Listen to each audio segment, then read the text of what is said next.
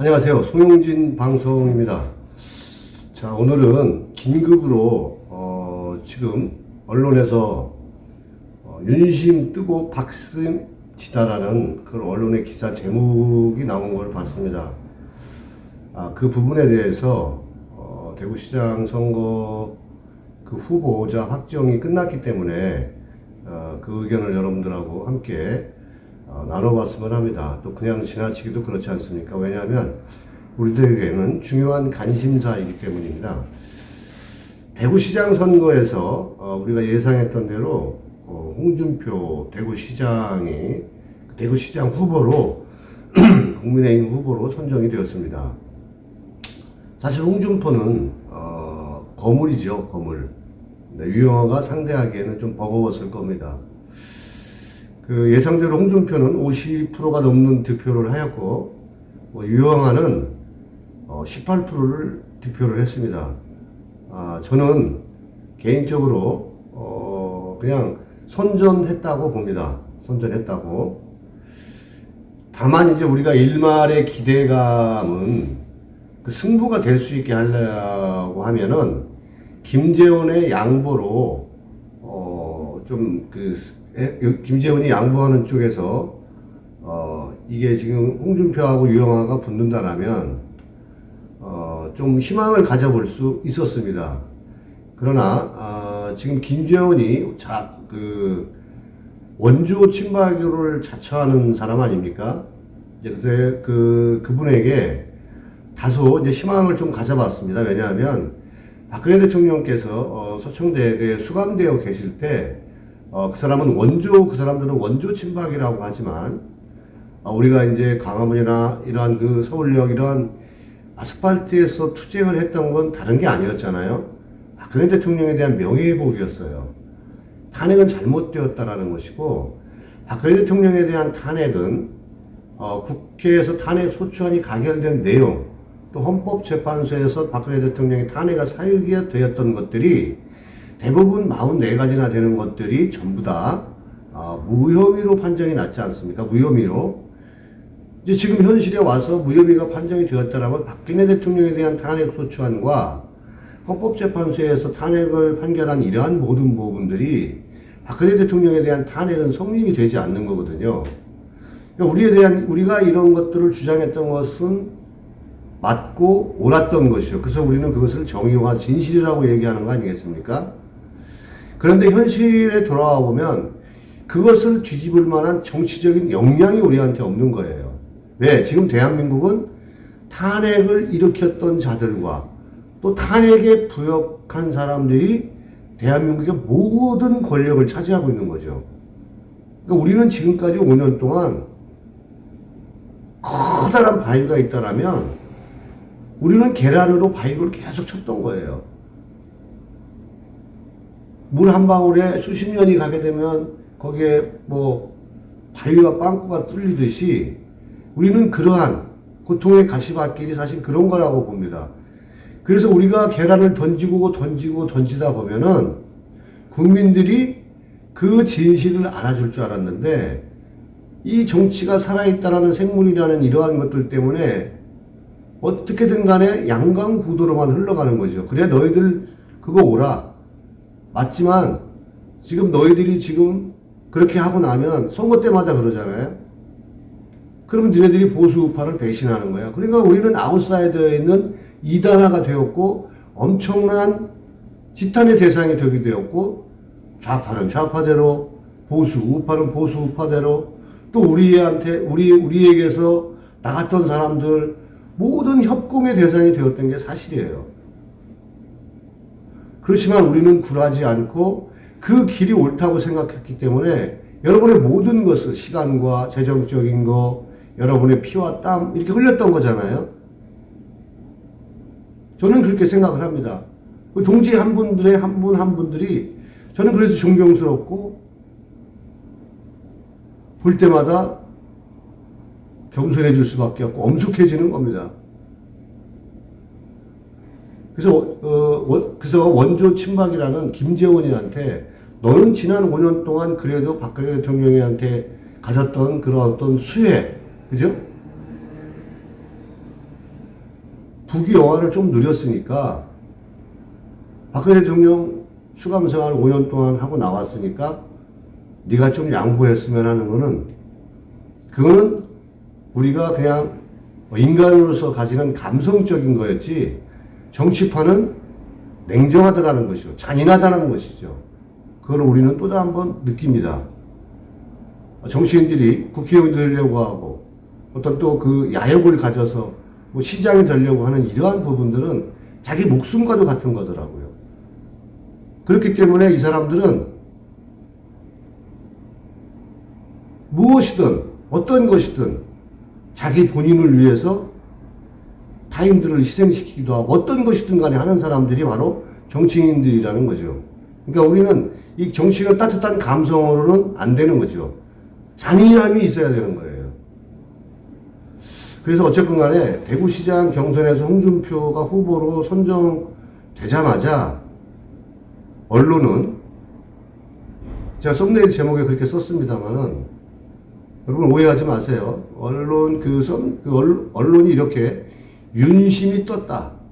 그 윤심은 현실 정치이고 권력이 모든 권력을 가지고 있고 지금 모든 권력을 추구하는 사람들이 윤석열이한테 가 있기 때문에 윤심이 뜨는 거죠.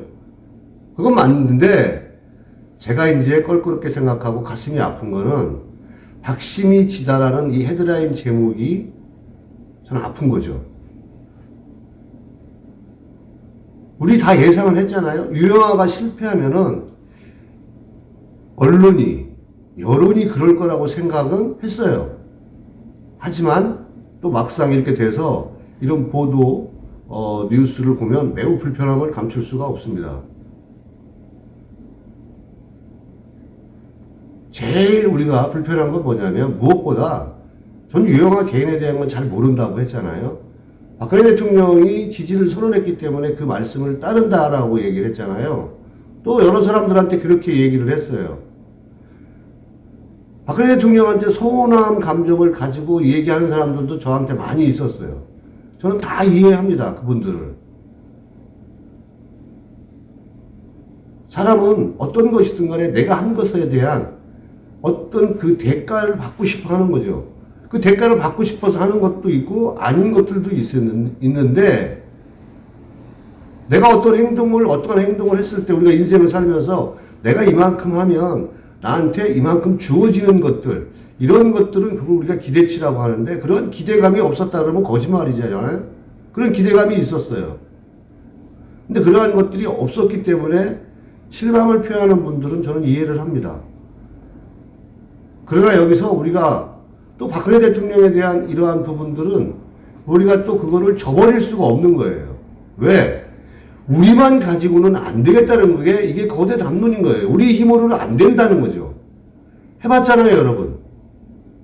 누군가는 현실 정치 속으로 막 들어가야 돼요.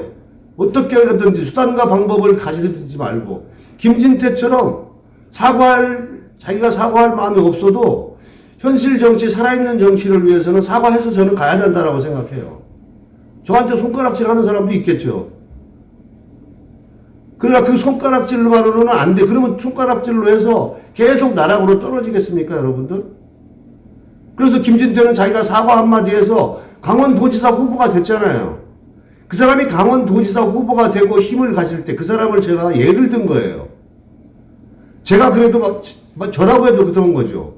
제가 힘을 가져야 여러분에게 줄 수가 있는 거예요. 나머지는 다 공허한 말이 되는 거죠. 시간이 가면 다 그게 거짓말이 되는 거예요. 정치라는 건 무조건 현실 정치 속에서 가야 된다는 생각을 갖는 거죠. 그랬을 때 국민들도 그 앞에 공감을 하더라고요.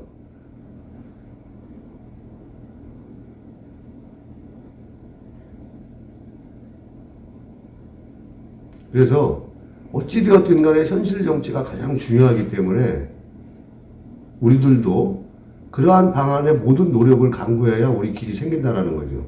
그래서 저는 박근혜 대통령에 대한 그 메시지 부분에 대해서 공감을 표하고 이것을 같은 뜻을 가진 분들한테 제 주관적이 될 수 있지만 더 큰 것을 보라면 객관성을 가지고 얘기를 한 거죠. 그래서 어찌됐건 무엇보다 유영아로 인해서 박근혜 대통령에 대한 정치적 일정에 이런 스크러치가 난 거에 대해서는 정말 매우 안타깝게 생각을 합니다. 그래서 제가 너무 안타까워서 방송에도 다뤘잖아요. 유영아가 좀 시기상조였다. 아직도 몸이 다 완쾌되지 않은 박근혜 대통령 앞에서 한 2년 뒤쯤 제가 봤을 때 실력이 좀 쌓아지고 유영아가 많은 활동을 하고 난 다음에 대구시장 후보가 나와야 되는데 덜컹 대통령 오신 지 2, 3일밖에 안 됐는데 나 대구시장 나간다 이렇게 얘기했던 게 우리는 다소 전략상 미스가 아닌가 이런 것을 방송에서 제가 한번 했습니다. 염려스럽잖아요.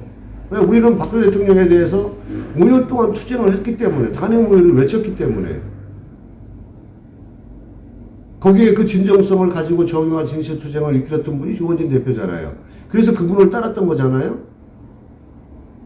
우리의 모든 가치와 철학, 원칙은 여기에 있는 거예요. 이게 정체성이에요. 그래서 박근혜 대통령이 아직 몸도 다 완쾌 안 된 상태에서 유영아 그렇게 했던 부분에 대해서는 다소 안타깝다. 그러나 그것을 우리가 배척할 수는 없다. 그래서 우리 분열하지 말고 일단 박근혜 대통령 메시지대로 가자. 감옥에 있을 때는 수감 생활 하실 때에는 우리의 투쟁하고 또 수감 이후의 생활은 사저에 오셔서 사면돼서 오셨을 때는 전혀 다른 내용이거든요. 이게. 자, 여러분 한번 생각해 보십시오. 제가 이러한 생각을 하는데 정치 10단이라고 하는 박근혜 대통령은 이러한 상황을 예상을 못했을까요, 여러분? 유영아가 캐리어가 부족하다. 이사 온 지 얼마 안 돼서 대구의 동과 서도 잘 모른다. 유영아 씨가 그랬잖아요. 나와서 동이 어디고 서가 어딘지 아직 잘 모르겠다고. 준비되지 않은 후보는 나오면 안 되죠. 솔직히 말해서. 그게 저는 누가 되었다라는 거죠. 그러면 어떻게 되는 거예요? 지피지기면 백승이라고 했는데 지피지기가 아니잖아요, 이거는. 그냥 박근혜 대통령의 이름을 빌린 거예요. 제가 만약 박근혜 대통령의 이름을 빌린다면 전 유영아처럼 안 할 것 같아요. 그 이름을 빌리고 사용을 하려면 자기는 좀 더 많은 준비를 해서 내가 만약에 졌을 때 저분한테 어떠한 것이 갈까? 어떠한 영향이 갈까? 저분이 앞으로 5년, 10년을 내다보고 하는 정치에 나는 그분한테 스크러치를 주면 여러 가지 생각들이 있어야 그게 참다운 사람이죠. 저는 유영아가 개인적으로 잘 모른다고 했잖아요. 그러나 이 사람의 그러한 그 생각과 판단들이 관운이 없는 걸로밖에 제가 결론을 못 내리는 거죠. 그럼에도 불구하고 VIP가 이 얘기를 했기 때문에 가는 길이었죠. 그래서 박근혜 대통령도 저는 이러한 예상을 했을 거라고 생각을 하는 거죠. 이분이 선거의 여왕입니다. 23전 23승을 했던 분이에요.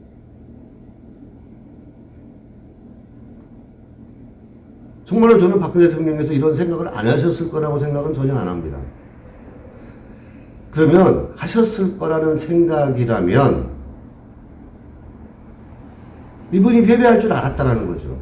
그래서 패배할 줄 알면서도 후원회장을 자처를 했고 또 메시지를 통해서 대구 시민들에게 지지를 호소했습니다.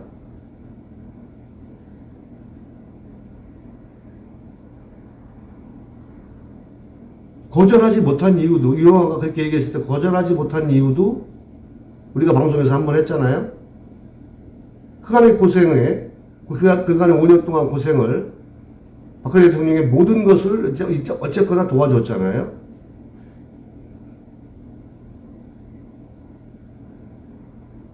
박근혜 대통령께서 좀 더 냉정했다라면 좋았을 거라는 생각은 우리 생각인 거죠. 아무도 없었잖아요. 감옥 속에 계실 때, 수감 생활을 하실 때 누구하고도 안 만났어요. 유일한 창구였죠. 스피치 할 수 있는 사람의 유일한 창구였었잖아요.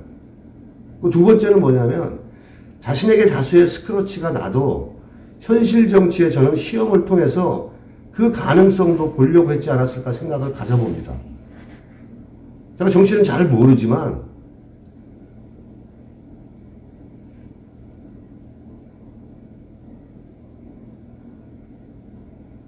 그리고 세 번째는 어쨌거나 박근혜 대통령의 명예회복의 정치적 시작은 대구입니다. 대구에서 시작될 거라고 생각해요.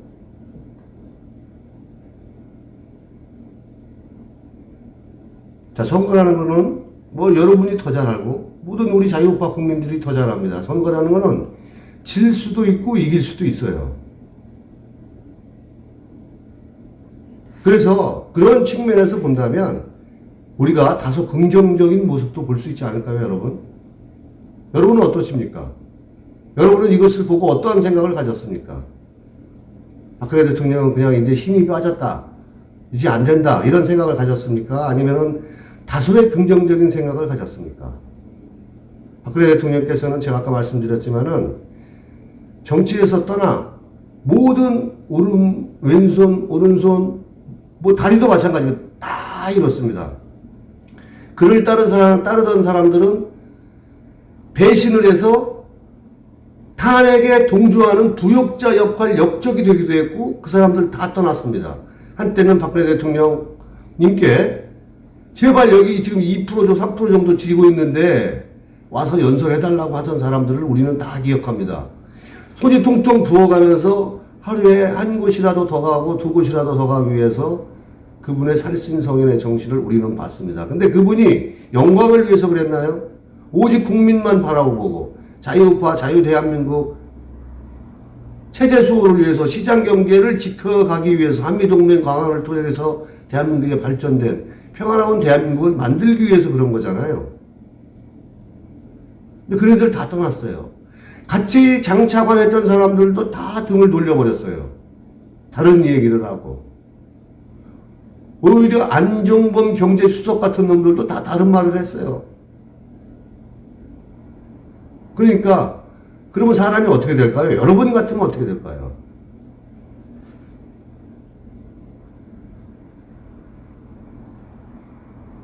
현실 정치에서 5년 동안 떠났다는 것은 이제 이미 다 분리된 거죠. 그 5년은 제가 말하고 싶은 건 그 5년은 엄청난 변화가 있었음에도 불구하고 전혀 대구에서 연고가 없는 유영아를 박근혜 대통령이 지지 선언을 했기 때문에 저는 18%가 나왔기 때문에 저는 그게 가능성이라고 봅니다. 저는 순진하기 때문에 그렇게 못 봐요. 여기 어떤 술수가 있고 다른 걸 해석한다면 제가 틀리겠지만은 어쨌거나 유영아가 동서 구분도 못하고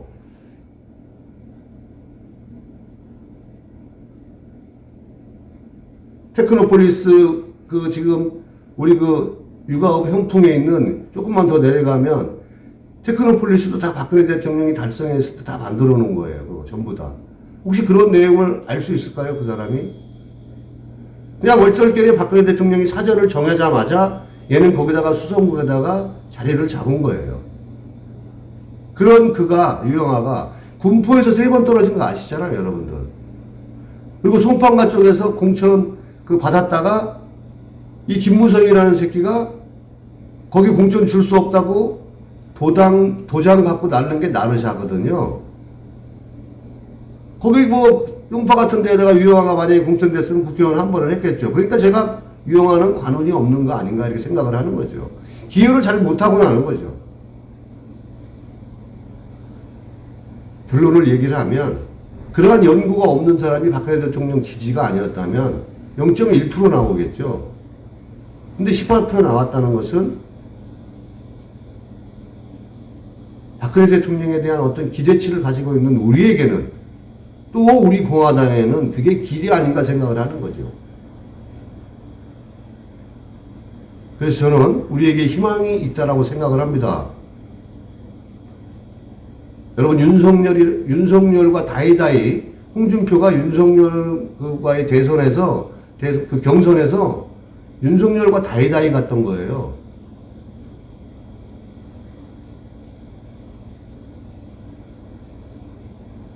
국민투표에서는 홍준표가 이겼잖아요. 윤석열은 쪽수 110명인가 되는 국민의힘당 국회의원 수를 다 장악을 했고, 탄핵 부역자 권성동, 장제원, 김무성 뭐 이런 놈들 뭐 통해서 다 장악을 한 게 그게 이제 당심이고, 홍준표는 또 국민들한테는 지지를 많이 받아서 어쩌면 홍준표가 이겼을 수도 있는 그런 제가 거물 정치인이라는 얘기를 하는 거죠. 싸가지가 걔가 있고 없고는 떠나서 하는 얘기입니다. 그러한 사람이었었고, 김재원은 윤심이 작용했다는 말도 있어요. 그래도 두 후보가 합해도 뭐 45% 정도밖에 안 되니까 홍준표를 이기기는 힘들었었겠지만, 어쨌든 간에 이러한 현상들은 정치는 살아있는 생물이다. 그걸 우리는 진리라고 봐야 되는 거죠.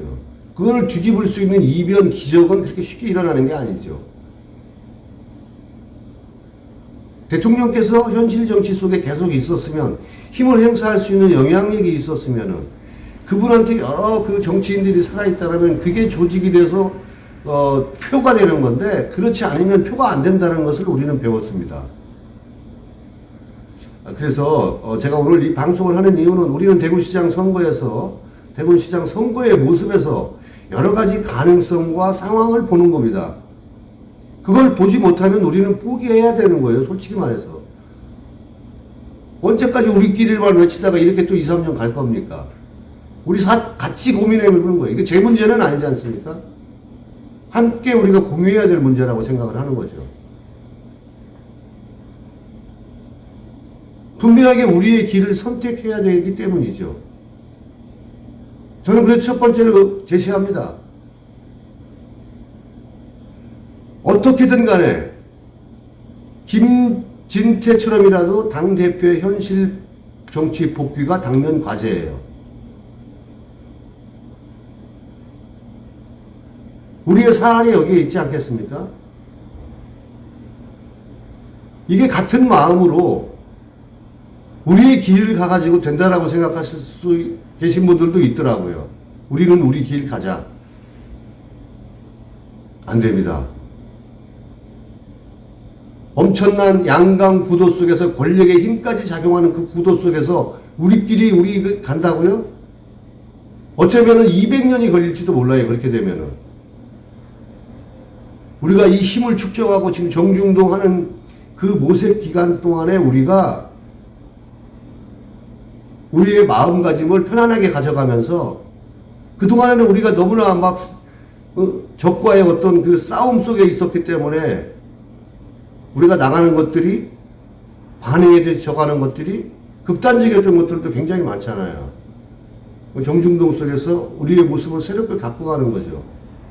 그래서 현실 정치 속으로 어떻게 가야 되는 것인가를 생각하고 고민해야 되는 거죠. 어떻게 하면 현실 정치로 우리가 존경하고 그동안 모든 소원을 다했던 분이 현실 정치로 복귀를 할까? 그 연결고리를 우리는 찾아내야 되는 거죠. 모든 가능성을 열어두고 우리는 그렇게 임해야 됩니다. 우리 안에 갇혀 있었으면 절대 안 됩니다, 여러분. 그래서 여러분의 할 일과 또 당의 할 일이 따로 있는데요. 저는 이제 나왔습니다. 저는 그래서 첫 번째 제가 목표를 세웠습니다. 저는 제 첫 번째 과제로 유튜브를 통해서 자유우파 국민 구독자를 확보해서 저는 지형을 넓혀가는 역할을 하겠습니다. 그 일을 시작해 보겠습니다. 믿거나 말거나 저는 그게 제 꿈이기 때문에, 제가 5년 동안 우리 공화당에서 아무것도 생각 안 하고 제가 모시는 분, 그리고 여러분들에게 최선을 저는 다했다고 봐요. 또 나왔기 때문에 이제 또 내가 해야 될 일이 있기 때문에 저는 지금은 구독자 확보가 가장 큰 목표입니다. 자유우파 국민들, 우리 동지들 뿐만이 아니라 자유우파 국민들까지 다 아우러질 수 있는 그러한 구독자들을 저는 형성해야 됩니다.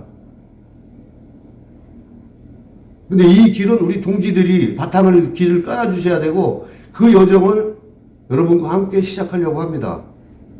그래서 저는 반드시 유튜브 대통령이 되겠습니다. 여러분이 키워준 유튜브 대통령, 세상을 바꾸는 시간이 되도록 여러분과 함께 하겠습니다. 그래서 대구시장 선거 후기를 여러분들과 같이 생각하면서 또 우리 각자가 가야 할 길이 어떤 길인가에 대해서 어떻게 해서 우리 그동안 함께했던 5년 동안 우리를 위해서 앞장서셨던 당 대표가 현실 정치로 갈 수 있다는 걸 여러분들과 함께 의견을 또 나누고 또 제 목표를 여러분들과 함께 또 얘기하고 하는 그러한 것을 하기 위해서 오늘 방송을 긴급하게 또 이렇게 오늘 했습니다. 여러분들 고맙고 늘 감사하고요. 여러분들과 함께 늘 할 것을 약속드리면서 오늘 월요일인데 여러분들 한 주간 잘 시작하시고 또 코로나 지금 다 풀렸지만 항상 조심하시기 바랍니다. 또 후유증이 또 만만치 않다고 그러니까 여러분들의 건강과 행복을 기원하면서 송영진 방송 마치겠습니다. 여러분 고맙습니다.